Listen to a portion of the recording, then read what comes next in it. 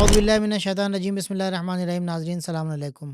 پارا چنار یہ نام آج کل سننے میں بہت آ رہا ہے کیونکہ ابھی چند دنوں پہلے پارا چنار کے مومنین وہاں کے شیعوں کے اوپر بہت ہی دردناک دہشت گردانہ اور ٹیررسٹ اٹیک ہوا ہے۔ جی ہاں، 21 نومبر جمعرات کی رات کو پارا چنار سے پشاور کے بیچ کے راستے میں خرم ایجنسی نامی ایک علاقہ ہے کہ جہاں پر 100 سے زائد گاڑیوں پر مشتمل ایک کانوائے تھا جس کے اوپر حملہ کیا گیا، ٹیررسٹ اٹیک ہوا۔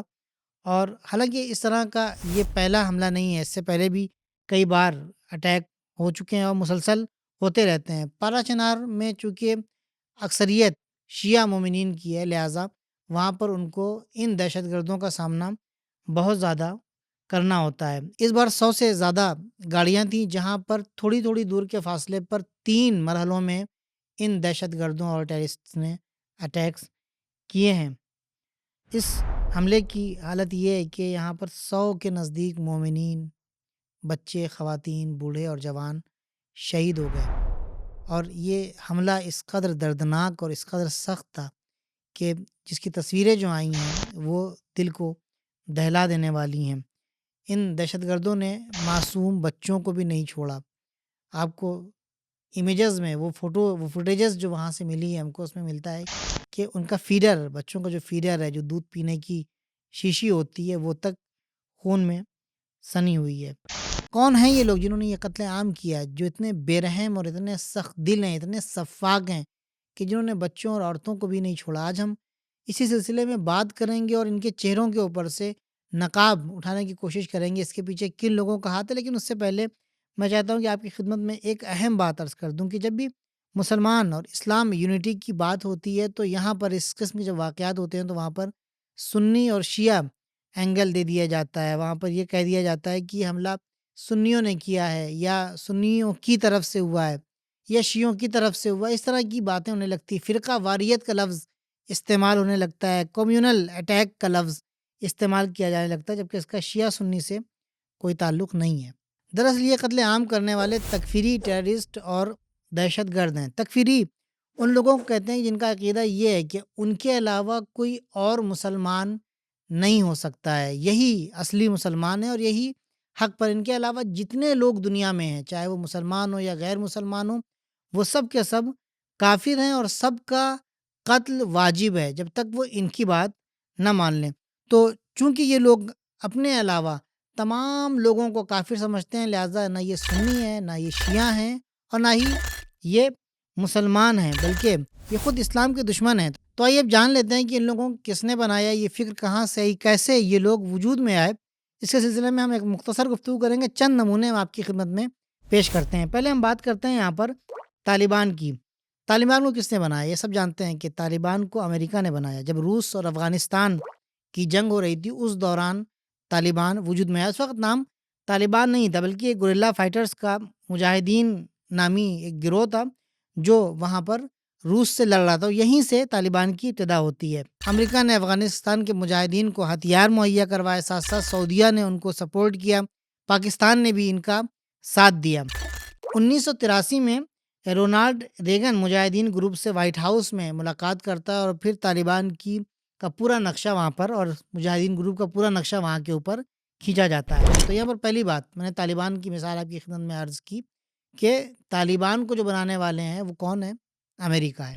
تو یہ رہی طالبان کی بات۔ اس کے بعد دھیرے دھیرے مختلف ناموں سے القاعدہ، داعش یا ISIS، جبہت النصرہ، اس قسم کے مختلف دہشت گرد اور ٹیررسٹ گروپس جو ہیں وہ بننے لگے۔ پاکستان میں اس قسم کے مدرسے بنے جہاں پہ اس طرح کی سوچ کی تعلیمات دی جانے لگی۔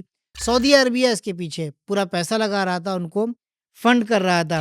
تو یہ بنے ہیں کس کی فکر سے؟ امریکہ اور یورپ کی فکر سے۔ اس کو فنڈ کیا، اس کے پیچھے سپورٹ کیا اس کو سعودی عربیہ نے۔ پنپے ہیں یہ پاکستان میں۔ اس کے بعد سعودیہ مسلمانوں پر حملہ کرنے کے لیے ان کو پیسے دینے لگا۔ اب اس کے بعد یہ جنگ آگے بڑھی، عراق اور سیریا میں پہنچی۔ میں بہت جلدی اور مختصر طور پر یہاں پر آپ کی خدمت میں عرض کر رہا ہوں۔ جنگ آگے بڑھی، یہ سیریا میں پہنچی، عراق میں پہنچی۔ تو وہاں پر جو ان کے گروپس کے لوگ، ان دہشت گردوں کے لوگ زخمی ہوا کرتے تھے، ان کا علاج کہاں ہوتا تھا؟ ان کا علاج ہوتا تھا اسرائیل میں۔ اور اسرائیل بہت ہی کھلے عام اس بات کا اعلان کرتا تھا، ہاں بھائی ہم ان کا علاج کر رہے ہیں۔ اس کے علاوہ ایک قابل غور بات ہے، یہ جتنے بھی ٹیررسٹ گروپ بنے ہیں جو اپنے آپ کو مسلمان کہہ رہے ہیں، جو کہہ رہے ہیں کہ ہمارے علاوہ سب کافر ہیں اور ہم جو ہیں وہ کافروں کے دشمن ہیں، ان کی ایک بھی بندوق کی گولی کسی اسلام دشمن یا مسلمانوں کو نقصان پہنچانے والے ملکوں کی طرف نہیں چلی، بلکہ ان کے ساتھ دوستی رہی ہے۔ ان کے حملوں کا نشانہ ہمیشہ مسلمان بنتے رہے، عام بے گناہ مسلمان، بوڑھے جوان اور بچے اور خواتین بنتی رہیں۔ یہ بات کسی ایک ملک کی نہیں ہے، عراق میں، سیریا میں، پاکستان میں اور دوسرے دیگر ممالک میں، ہر جگہ جو نشانہ بن رہے ہیں ان کی گولیوں کا اور ان کے حملوں کا، وہ ہمیشہ مسلمان ہی رہے ہیں۔ اس کے علاوہ ایک اور قابل غور بات یہ ہے کہ یہ لوگ کیسے اسلام کے ماننے والے ہیں، کس طرح قرآن کے ماننے والے ہیں، کس طرح حدیث پر عمل کرنے والے ہیں، جبکہ یہ لوگ قانون اسلام اور حکم قرآن اور حکم حدیث کی مخالفت کرتے ہیں۔ قرآن اور حدیث ہم سے یہ کہتے ہیں، دیکھو جب دشمنان اسلام سے جنگ کرنا تو بوڑھوں کو نہیں مارنا، بچوں کو نہیں مارنا، عورتوں کے اوپر ہاتھ نہیں اٹھانا، پیڑوں کو مت کاٹنا، فصلوں کو برباد مت کرنا۔ مگر جب ہم ان کے حملوں کو دیکھتے ہیں تو یہ ساری چیزیں ہم کو وہاں پر نظر آتی ہیں۔ ایسے لوگوں کا کوئی تعلق اسلام، قرآن اور مسلمانوں سے نہیں ہے، نہ یہ مسلمان ہیں، نہ شیعہ ہیں، نہ سنی ہیں، بلکہ یہ دشمنان اسلام ہیں، اور ہر مسلمان اور ہر مومن شخص ان کی مذمت کرتا ہے، ان سے بیزاری کا اعلان کرتا ہے۔ یہ لوگ یہ چاہتے ہیں، بلکہ یہ لوگ دشمن کی طرف سے بنائے گئے ہیں تاکہ مسلمانوں کے درمیان کنفلکٹ پیدا کریں، ان کے درمیان تفرقہ ایجاد کریں۔ میں یہاں پر عام مسلمانوں سے اپیل کروں گا کہ اس قسم کے مسلمانوں سے مقابلہ کریں، متحد ہو جائیں، ایک ہو جائیں۔ جب بھی احتجاج کریں تو تمام شیعہ اور سنی مل کر ایک دوسرے کے علماء کو بلائیں اور ایک جٹ ہو کر اس قسم کے دشمنان اسلام کے خلاف آواز بلند کریں اور ان سے مقابلے کا اعلان کریں۔ اچھا، ہم یہ بات اس لیے کر رہے ہیں کیونکہ ہم اسلامی آئیڈیالوجی اور حسینی آئیڈیالوجی پر چلنے والے ہیں، جہاں پر ہم کو سکھایا ہی جاتا ہے کہ جہاں پر بھی ظلم ہو، جہاں پر بھی مظلوم ہو، جہاں پر بھی کمزوروں کو کچلا جائے، وہاں پر ان کی حمایت کیا جائے اور ان کی حمایت میں آواز بلند کی جائے۔ جس قدر ممکن ہو ظالموں کا مقابلہ کیا جائے اور ظالموں کو ان سے دور کیا جائے اور مظلوموں کا دفاع کیا جائے، کیونکہ حسینی آئیڈیالوجی ہیہات من الذلہ کی آئیڈیالوجی ہے، جو ذلت، ظلم اور زور و زبردستی کو قبول نہیں کرتی ہے۔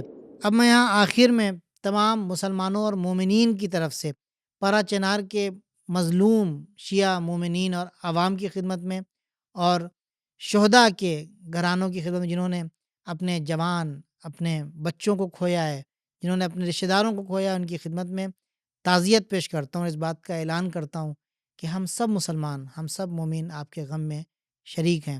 انشاءاللہ ایک نئی ویڈیو کے ساتھ آپ کی خدمت میں حاضر ہوں گے، تب تک کے لیے خدا حافظ۔